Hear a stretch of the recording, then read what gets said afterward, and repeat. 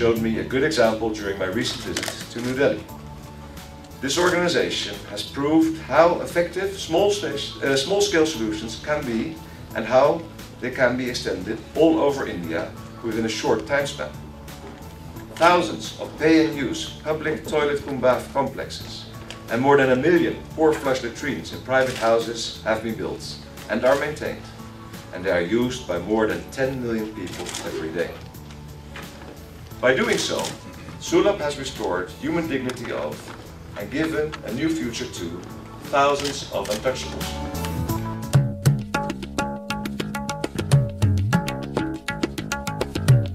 The eyes of a grandson filled up when he realized how an unknown, unrecognized person from a far-flung village of Bihar came all the way and fulfilled the dreams of his grandfather.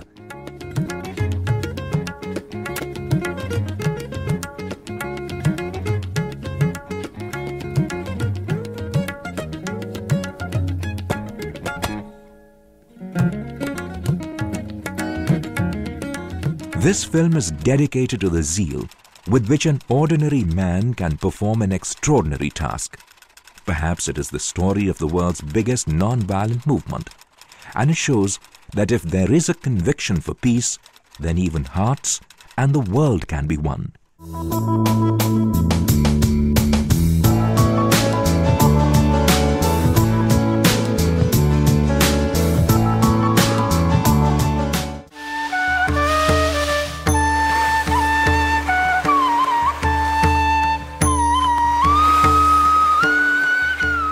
Full of diversities that spring like a rainbow, a land in whose backyard numerous holy texts like the Vedas and the Puranas were born.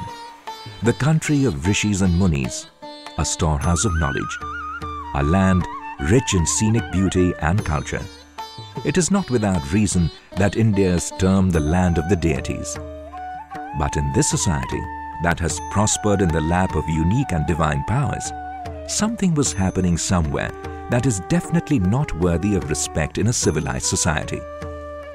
At the threshold of civilization and society in India was born and brought up the inhuman practice of untouchability, and people involved in the work of scavenging or carrying human excreta were put at the bottom of the social ladder, and people began calling them untouchables.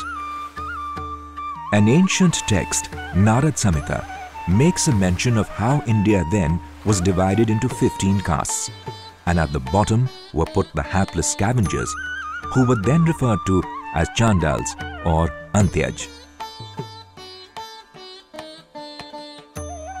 Life for these scavengers was one big nightmare. In society, they always faced inhuman treatment. Let alone touch them, people did not want even their shadow to fall on them. And when they would pass through public places, they were required to hang a bell from their necks to warn others walking on the road so that they may be able to save themselves from any kind of contact with these untouchables. And that was not all. In the event of a bell not being there, they were required to tie a broom to their bodies so that others may know that they are untouchables. The struggle was there in every aspect of life. The scavengers were also required to carry an earthen pot with them so that they may be able to spit in it. In the event of feeling thirsty, they could not go to a well, water body, or source of water for quenching their thirst. They were dependent on others and had to wait for a compassionate person to give them water. In various feasts organized in the village or city, all that came their way were the leftovers. The discrimination was so intense that even shopkeepers would not take money directly from their hands. First, they were required to put the money in a water-filled earthen pot, and then the shopkeepers used to keep the goods meant for them on a white cloth that would be spread out in front of the shop. It was as if they were destined to suffer the ignominy of life. They could not wear slippers or travel by a cycle, horse or cart, and were always required to walk on foot, and that too without dignity, with their heads facing down. They used to carry open containers filled with human excreta on their heads, and they feared the rains more than anything else, as then they used to get drenched with human excreta from head to toe. Their plight made many sit up and take note. The founder of the Dalit movement in India, Dr. Babasaheb Ambedkar, has in his autobiography mentioned that when he was in school, one day an inspector asked all the children what was the thing they could all see but not touch. In the class, every child replied in their own style. And while some said it was the sun or the star, when little Ambedkar's turn came, he replied without a second thought, "The water kept there in the pitcher. No matter how thirsty I may be, I cannot take water out of it and drink it." This was a blunt submission of the pain felt by the Dalits. In the 18th century, when British rule was at its peak, and urbanization and industrialization was in a stage of infancy, and the sewerage system had started taking shape in some places, it was still primarily the scavengers who played the main role in the disposal of human excreta. Gradually, times changed, and along with it the society. But the fortunes of the scavengers did not. For them, every new day started with another nightmare. With their faces covered, they were required to go from house to house, holding a broom and a metallic pan in their hands in which they would collect the human waste for disposal. In the British era, the sewer and the septic tank systems came into being, but the practice of human scavenging did not end. The stark discrimination and atrocity did not escape the eyes of the greats. When Mohandas Karamchand Gandhi sounded the bugle of India's independence, he was constantly worried about the condition of the scavengers. Gandhi wanted that India should develop an economical and simple system for human waste disposal, so that these scavengers did not have to carry it physically, and the age-old inhuman practice was dispensed with for good. It was the heartfelt desire of Gandhi that the social status of these scavengers should grow considerably, and at the least, they should have the respect that was commanded by the Viceroy. Bapu had expressed his feelings thus: "I may not be born again, but if it happens, I would like to be born in a family of scavengers, so that I may relieve them of the inhuman, unhealthy, and hateful practice of carrying night soil." Gandhi not only indulged in dreaming and talking big, but also followed his own words in letter and spirit. Whenever he would go out, he tried to spend a night in some scavenger's colony. But unfortunately, Gandhi was unable to realize his dream in his lifetime. His dreams, however, inspired others. Several government and voluntary organizations did initiate steps to fulfill Gandhi's dreams, but they were not able to achieve the desired success in their endeavors. After nearly 2 decades of Gandhi's demise, Dr. Bindeshwar Pathak, who was born to a Brahmin family in Rampur Bhagel village of Vaishali district of Bihar, gave an all-new meaning to social revolution in India. Dr. Pathak was deeply inspired by Gandhiji's ideas. When in 1901, Gandhiji participated in the National Congress Convention in Calcutta, he exhorted all the Congress workers present there that everyone present in the convention would, on their own, dispose of their human waste. In 1918, when Gandhiji began his work from his Sabarmati ashram in Gujarat, he had given the slogan of Tatti par Mitti, soil on excreta. In 1968, Bindeshwar Pathak joined the Bihar Gandhi Centenary Celebration Committee that was constituted to celebrate in a big way the following year the centenary of Mahatma Gandhi, who was born in 1869. General Secretary of the committee, Saryu Prasad, was so impressed with the views and personality of Bindeshwar Pathak that he entrusted Pathak with the responsibility of taking the lead in realizing the dreams of Gandhi. He wanted Pathak to relieve the scavengers from the pain of the inhuman task of carrying human excreta on their heads. The dice had been cast. Feeling elated at finding himself in the midst of such respected and able people in the committee, Pathak did not hesitate to tell his General Secretary that since he is not an engineer, till the time he is able to suggest an alternate or an alternative design to the bucket toilet, how will he tell its consumers to stop using it? Even otherwise, as he was a Brahmin by caste, would he be acceptable in this work? Saryu Prasad's reply was, "I have nothing to do with your caste, and I am also not concerned whether you are an engineer or not, and neither am I a soothsayer, but I see brightness in you. a divine light which continuously assures me that only you can do this work. Faith, they say, does wonders. On finding his General Secretary reposing so much faith in him, Bindeshwar Pathak went to his father and sought his permission to stay among the scavengers in the scavengers' colony of Betia. This permission was denied. His father-in-law, who was a doctor by profession and a respected and rich man of the village, was very much against this decision of his son-in-law. Dr. Pathak said to him that he was going to rewrite the pages of history. The seeds of bringing a change had been sown long ago. An incident of his childhood had left a deep impact on the impressionable mind of little Bindeshwar. In his Rampal Baghel village, when women would come to sell sieves and other ware used in winnowing, his grandmother always made it a point to ensure that nobody from the house ended up touching these women. For little Bindeshwar, this thing was nothing short of a big mystery. He wondered why his grandmother told them not to touch these women. And on finding an opportunity one day, this little boy ran up to one of these Dalit women and touched her. But this did not escape the watchful eyes of the grandmother. All hell broke loose in the house. Little Bindeshwar was beaten black and blue. In that biting cold, he was made to take a bath and to have the urine of the cow along with the cow dung, sand and holy water of the Ganges river put in his mouth, and he was forced to swallow it. But little Bindeshwar's inquisitive mind kept asking the same question again and again. What kind of cleansing was this when our souls are left unclean? The search for truth and justice is what prompts great minds to move forward. Determined as he was, when Pathak reached the scavengers' colony in Betia to stay, two incidents shook him from within. Pathak was going to the market with his friend one afternoon, and right in front of him was a 7-year-old boy. Suddenly, a bull who was standing on the other side of the road charged at the boy. As the uncontrollable bull ran after him, the boy ran for his life. Pathak and his friend picked up the stones lying on the side of the road and began pelting them on the rampaging bull. They also raised an alarm, hearing which a large number of people gathered. To save the boy, people ran after the bull in unison. But then, suddenly someone in the crowd said aloud, "This boy is from the scavengers' colony."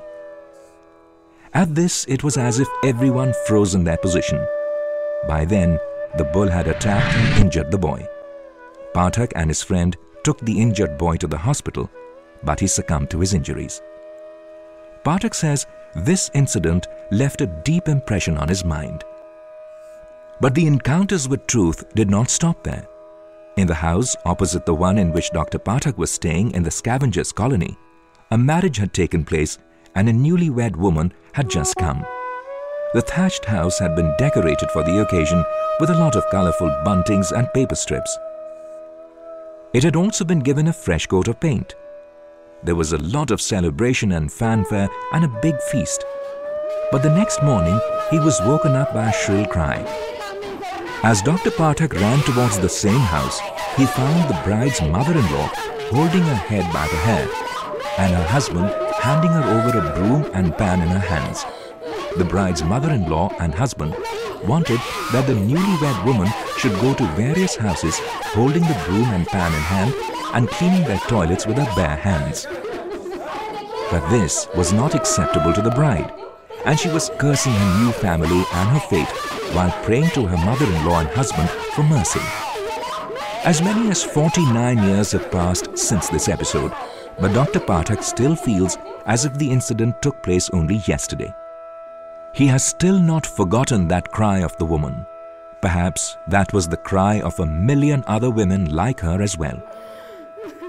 It is to these women that Dr. Pathak has to reach out to with the promise of a new dawn. These two episodes deeply impacted the psyche of Dr. Pathak, and now he became certain that it was he who would have to come forward to rid the society of scavenging. Dr. Pathak knew that the challenges before him were big, because all the social workers who had come before him, be it Raja Ram Mohan Roy, Jyotiba Phule, Abraham Lincoln or Martin Luther King Jr., all they had to do was to declare a social revolution. But for Dr. Pathak, the bigger challenge was to find an alternative technique for disposal of human waste. The challenge egged him on. A technique was needed that was not only reasonable and simple, but it also needed to be one that did away with the requirement for manual scavenging. After years of intense study and research, Dr. Pathak unraveled the technique of two-pit paw flush system that was revolutionary in the real sense of the word. One discovery led to another. Dr. Pathak also developed the Sulabh Shauchalaya or toilet technique, using the two-pit paw flush system for the welfare of millions of scavengers who were involved in the disposal of human waste with their hands. This was an inexpensive technique of human waste disposal that was not only environment-friendly but was also socially acceptable in the context of India. The use of this technique also does not have any harmful effect on the health of the humans. The Sulabh two-pit technique has proved to be a milestone in the on-site disposal of human waste. Keeping the local geographical conditions in mind, in this technique, two deep pits are made near a Sulabh toilet, and while one pit is used for the disposal of waste, the other is kept on the standby. Once the first pit gets filled up, the second pit is used for the disposal of human waste. After 2 years, the waste in the first pit gets converted to manure due to the presence of bacteria. This waste is not only germ-free, it is also odorless. The first pit is then emptied and the manure obtained from it is used in the fields for improving the yield of the crops. This two-pit technique was handed over by Dr. Pathak to the Bihar government, but he did not get the desired encouragement from there. Also, as they say, there is no gain without pain. Dr. Pathak was due to face more difficulties in life. His economic condition deteriorated in the process of developing newer techniques. But the determination did not waver. He put in all his savings into the development of the technique, and when he ran out of money, he pawned his wife's jewelry and also took loans from all friends and acquaintances. The financial crisis grew so big on him that he even contemplated suicide. But because he was on a mission and a man with a resolve, he met officials of Ara and Buxar municipalities with his new technique. Finally, the efforts bore fruit. The concerned officials showed faith in the technique and work on Sulabh Shauchalayas began in Ara and Buxar. In 1974, the Bihar government accorded recognition to the organization for the entire state. And in 1978, Sulabh began spreading its wings in other states outside Bihar as well. Today, 2.6 billion people in the world do not have access to safe sanitation facilities. It is a result of these unhygienic conditions that so many untimely deaths take place due to waterborne diseases. According to a report, every year 3.4 million people die due to waterborne diseases caused by lack of hygiene and sanitation. As per an estimate, in the developing countries, every day over 10,000 people are falling prey to diseases caused by unsafe disposal of human excreta. It is also ironical that even till this day, there are 750 million people in India who are compelled to defecate in the open. Not only has the organization constructed a record number of toilets, it has also released over 120,000 scavengers from the inhuman practice of removing night soil and carrying it on their heads. These people have been rehabilitated through vocational training. They have been trained, among other things, in tailoring, motor driving, beautician's course, repair of radio and television, shorthand and typing, and operating computers. This has helped the scavengers earn a living through respectable means. To provide education for the children of scavengers, the organization also laid the foundation of Sulabh Public School, where the ratio of such children to that of other children has been kept at 60:40.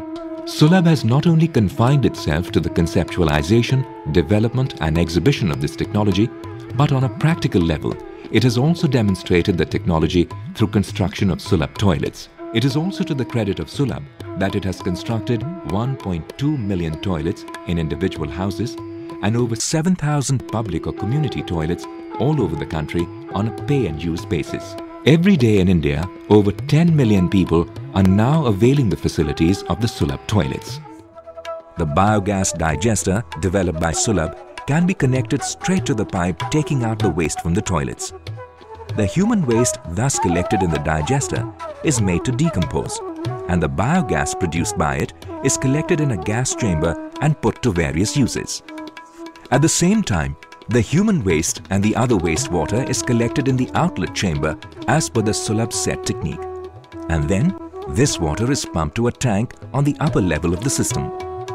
Then, this wastewater is made to pass through a sand filter so that the solid content gets sieved off. Then the water is passed through a carbon filter, and in the final stage of purification, it is passed through an ultraviolet ray chamber so that it becomes colorless, odorless and germ-free. After passing through the ultraviolet chamber, this water contains less biochemical oxygen demand than the laid norms and has the right amount of nitrogen, potassium and phosphates to classify as a good organic manure that has the necessary ingredients to improve productivity in the fields and parks.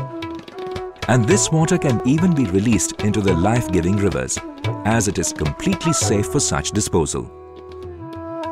Sulabh has installed 172 biogas plants all over India, and besides this, the technique has also worked wonders abroad. In a war-torn nation, Afghanistan, in the city of Kabul, Sulabh has installed 5 such biogas plants. It has also acquainted Africa with this low-cost but highly result-oriented technique and has encouraged various countries there to use this most efficient method for disposal of human waste in a hygienic manner. Dr. Pathak recalls how till 1988, even the entry of these scavengers was unofficially banned in the temples. In that year, the then President of India, R. Venkataraman, had expressed the desire that the scavengers should be allowed entry into temples. Showing his respect to the wish of the President, Dr. Pathak took the first step in this direction and got entry for the scavengers in the Nathdwara temple of Rajasthan. About Dr. Pathak, the former Prime Minister, Chandrasekhar, had once stated that on seeing him, one feels as if Gandhi has been born again.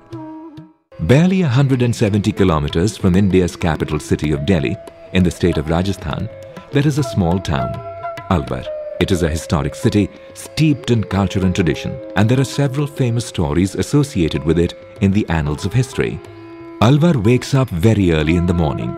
While most people in the city awake to the echoes from the chants of temples, at the Malin Basti, situated in the Hazuri Gate area, here it is hunger that drives out many from deep slumber, while many are compelled to go to sleep without food due to poverty.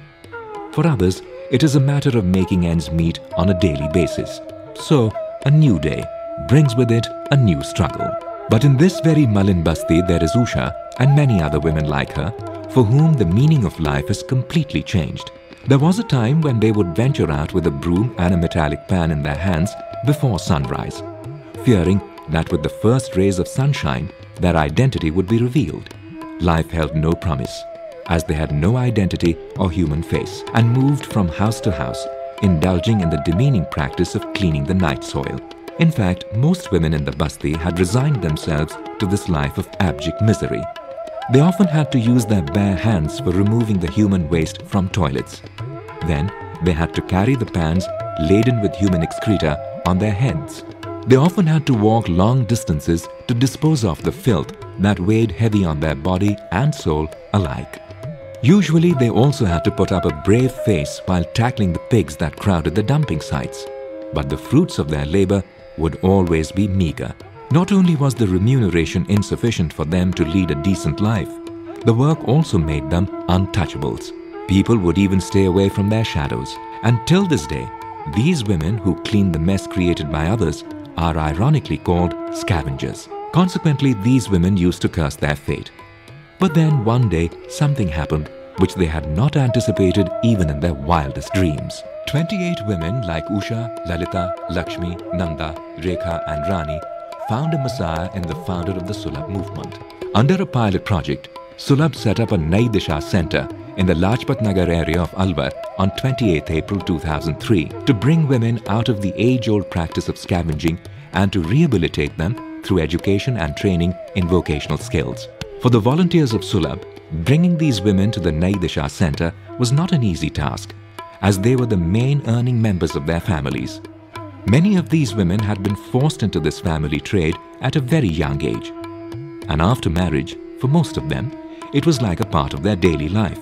For cleaning the domestic toilets and for removing the night soil, these women had to clean 25 to 30 houses. And at the end of the laborious work, they were only paid less than $10 per month. When their families began reasoning about how they can survive if these women would not work, Sulabh began paying them a stipend of $40 per month to prevent them from going back to the life of drudgery. Later, the stipend was increased to $48 per month. And these efforts of Sulabh did not go waste, as the lives of these women did change for the better. Life and fate made these women really go through the grind. Nevertheless, Usha and 27 other women have now turned over a new leaf. Though they are still working hard at spreading thin layers of the spicy Indian papads at the center, that they are enjoying every minute of the new work reflects every now and then in the smile they find hard to hold back. People who till a few days ago were even scared of the shadows of these scavenger women now literally eat out of their hands. Be it papads, buddies, pickles or spices made by them, the market for the products made by these women is large. Today, these women are happy because Nai Disha has filled their lives with numerous small moments of joy and a sense of pride. People used to shirk from their shadows, but now times have changed. And today, they have both skills and honor. Under the trend-setting program of Sulabh, these 28 women have acquired enough skills and themselves become the first trained team at the Nai Disha Center. In May 2006, 30 more women from Malin Basti at Hazuri Gate joined Nai Disha. Constituting the second team, they are now being trained by the first team in vocational skills so that their lives too change forever and they are able to live with dignity and respect. Showcasing change also helps in encouraging it. Realizing this full well, Sulabh organized World Toilet Summit at Vigyan Bhavan in Delhi in October 2007, in which people from across the world participated. And so did, in a big way, the Dalit women from Alwar. In the presence of a former president and several cabinet ministers, they addressed the gathering from the dais. In the backdrop of this summit, a colorful cultural program was organized at the Bulgarian embassy on 31st October 2007, in which several leading models of the country sashayed down the ramp wearing clothes designed by these women. Coming out of the darkness of centuries of discrimination, these women walked shoulder to shoulder with the professional models on the ramp. On this occasion, His Royal Highness Prince of Orange of the Netherlands was the chief guest. He was so impressed by the program that he declared from the stage that a similar show of these Dalit women should be organized on the platform of the United Nations. As fate would have it, it did not take long for these Dalit women to realize this ambition as well. In 2008, these women indeed received an invitation from the Economic and Social Council of United Nations. Led by Dr. Pathak, 36 women from the Sulabh Nai Disha Center of Alwar travelled 15 hours by air and reached New York. And on 2nd July, selected models from across the globe walked on the ramp at the United Nations headquarters wearing clothes designed by these women. Steeped in confidence by now, these Dalit women also displayed their talent on the stage of the United Nations. And all this was done to accord special importance to the Declaration of 2008 by the United Nations as the Year of Sanitation. Oscar Wilde's aphorism, "Life imitates art far more than art imitates life," appeared to come true during this visit of the women to New York. When these women specially went to the Statue of Liberty, it marked a declaration that Sulabh had indeed freed these women from the bondage of age-old traditions and the fetters of ill practices, which the statue signifies. And there, this visit was sufficient to tell the world that they were no longer untouchables. Moreover, a Dalit woman from Alwar, Usha Chomar, was also crowned in the presence of representatives of 150 countries in the Trusteeship Council of the United Nations in New York. More accolades were in store for the women. When on their return to the country under the leadership of Dr. Pathak, these women met President Pratibha Devi Singh Patil. This crown was not only for Usha alone, but for all the women of the country. It is a crown for the country and one for Mahatma Gandhi. In her address, the Honorable President also said, Mahatma Gandhi would be seeing all this from heaven, and tears would be dripping down his eyes. As it was Gandhi's dream which had indeed been fulfilled, upon their return from New York, these women also visited the Samadhi of Mahatma Gandhi at Rajghat, and there they took the oath to rid the country of the evil of untouchability. These women also met Prime Minister Manmohan Singh and took his blessings. These women from Alwar created a flutter in the print, electronic and cyber media of the country and abroad, and in a way assumed the distinction of becoming role models.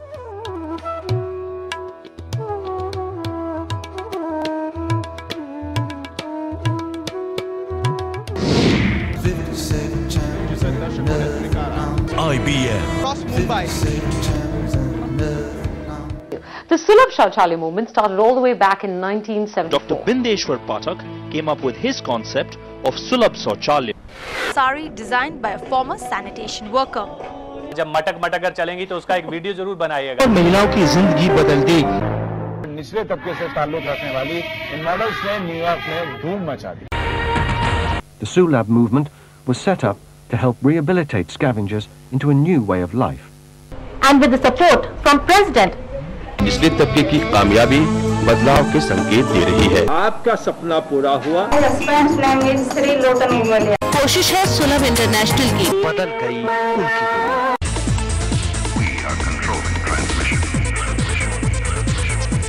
The UN invited Usha and others like her to bring awareness to the world's sanitation problems. एक स्वयंसेवी संस्थान के प्रयास रंग ला रहे हैं।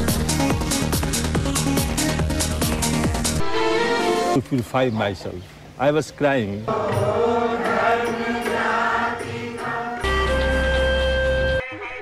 Not one to rest, on 21st December 2008, led by Dr. Pathak, these women entered the Jagannath temple with upper caste people in Alwar, where their entry was banned till now. These Dalit women also offered prayers with all the devotion.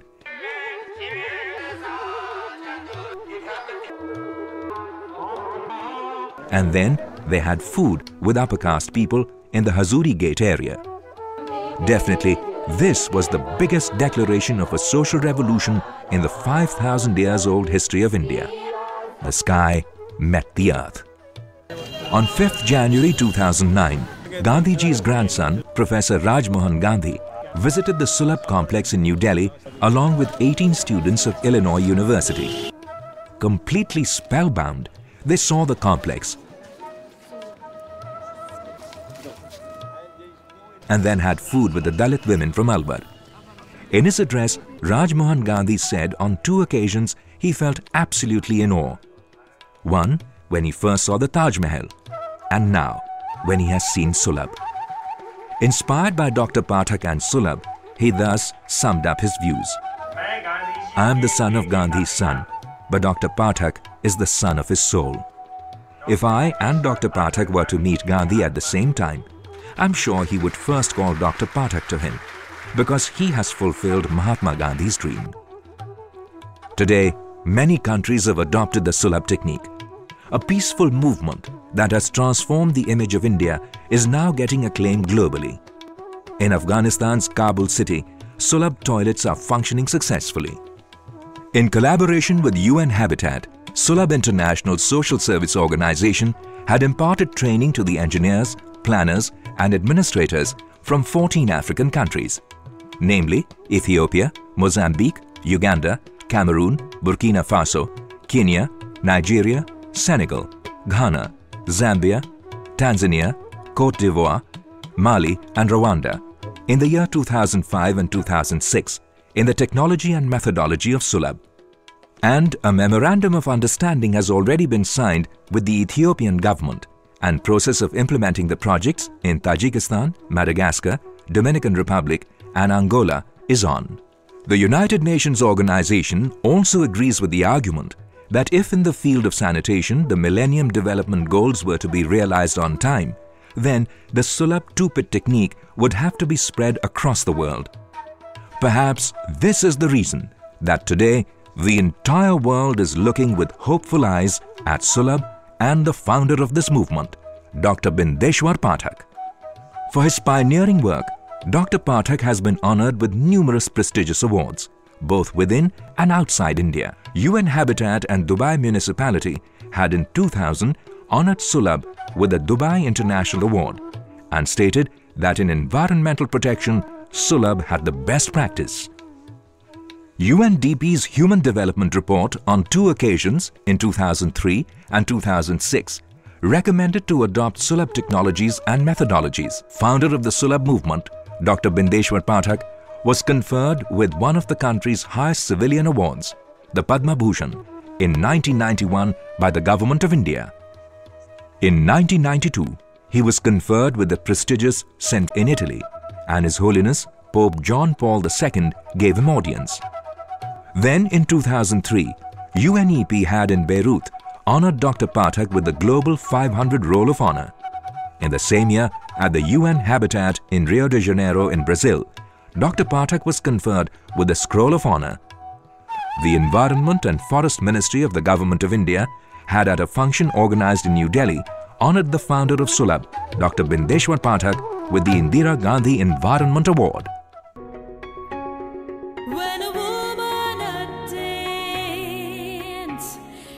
A little air, a little sunshine, a little bit of sky, and numerous good wishes. Like the mother keeps covered in her arms all the goodness of the world, with innumerable prayers, love and blessings, she sheds light on the path by burning herself.